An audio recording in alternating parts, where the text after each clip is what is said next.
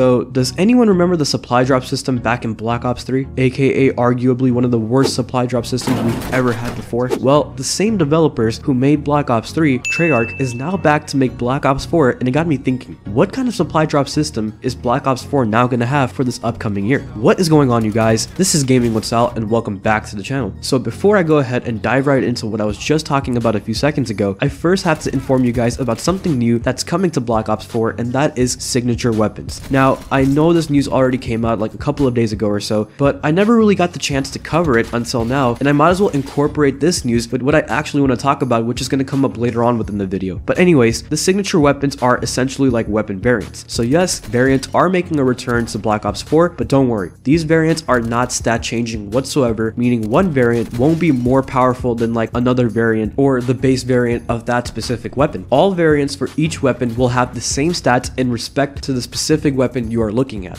And these signature weapons at the moment do seem like that they would be available for all of the weapons within the game that's going to be coming on the day it launches. But there's one thing that makes these signature weapons much more different than other variants we've seen before in games such as Call of Duty World War II and how they handled their variants within that game. So let's go ahead and take a look at this MX9 as an example. This is one of the signature weapons slash variant that will be available to players on day one if you order the Digital Deluxe, the Digital Deluxe Enhanced, the Pro Edition, or the Mystery Box Edition of the game, and it'll be available for the MX9 SMG. So what you're looking at on screen is one of the earlier versions of this signature weapon, meaning the more you complete challenges for the specific signature weapon you're using, you will unlock more and more variants that look better than the last one, and you can keep doing this until you reach the final variant, which I believe is something called like the Mastercraft version, and this is basically going to be the final version of all the available variants for that specific signature weapon, and it's basically like the ultimate skin for that weapon. Even Treyarch went ahead and called these signature weapons the most badass looking weapons within the game. Another example is this pistol called the Divinity signature weapon that's going to be available for players on day one when they pre-order from GameStop as a day one bonus, and as you can see on screen, the earlier variant for this weapon looks pretty nice, clean, and probably is going to be fun to use within the game. But then let's go ahead and take a look at the Mastercraft version of this signature weapon, and as you can see, it looks 10 times more better. It even looks like it belongs to a player that's been putting a lot of time and a lot of effort to complete these challenges to go ahead and get this variant, which is a really good thing, because one thing that Call of Duty World War II lacked, and something that Black Ops 4 really needed to step up their game with, is to be able to reward players that deserve rewards. For people who put in the time and effort into completing these challenges and playing the game, these players really should feel rewarded for what they have put into the game, and these variants or Mastercraft versions of the signature weapons do kind of fit that profile of those rewards that these type of players deserve.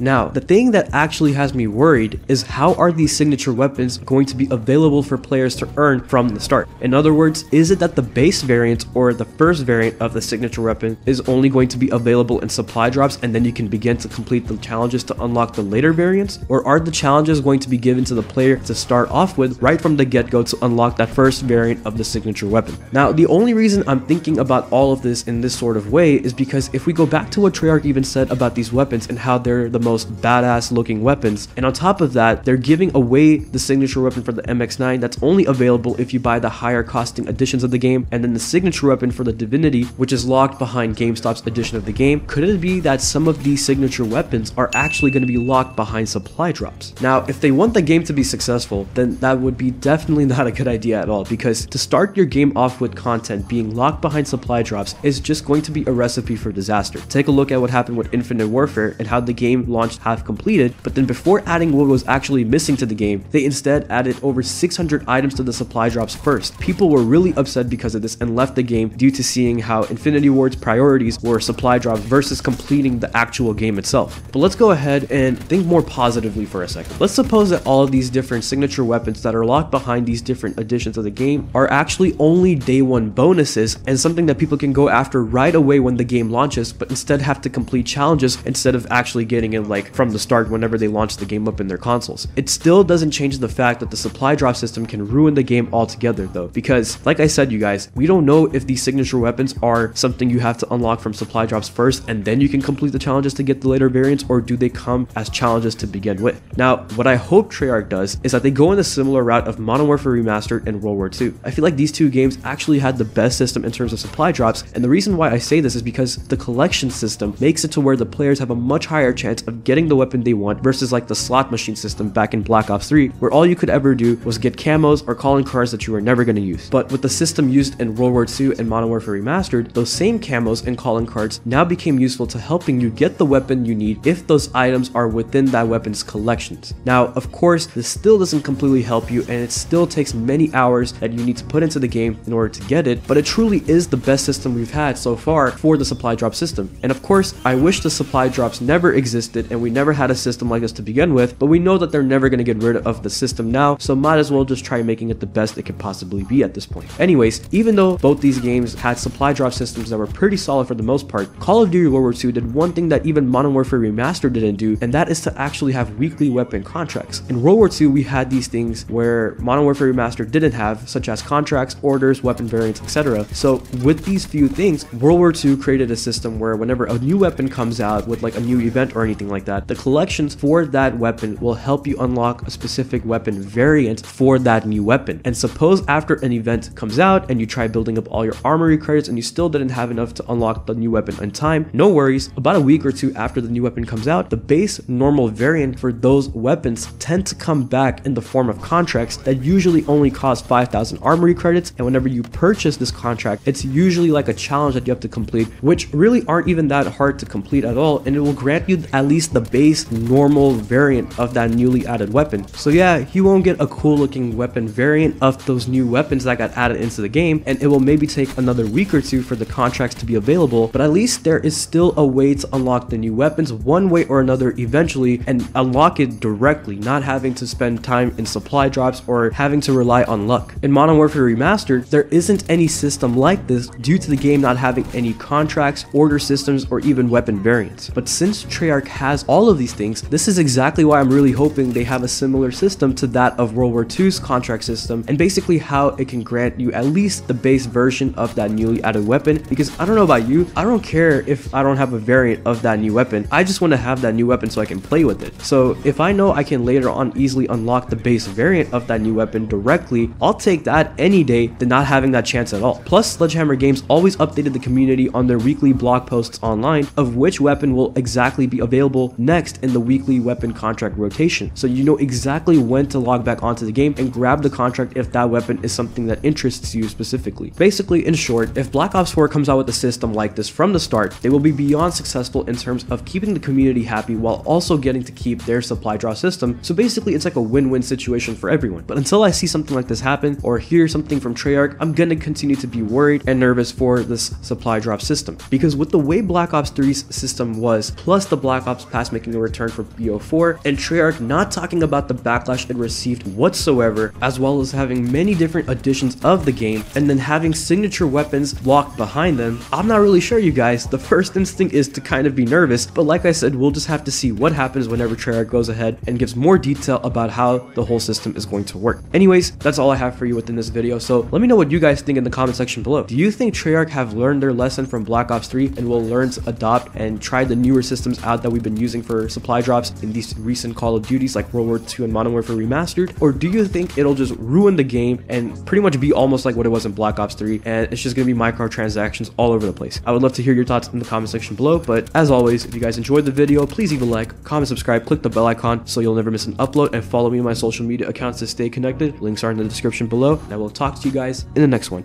Take care of yourselves, and bye.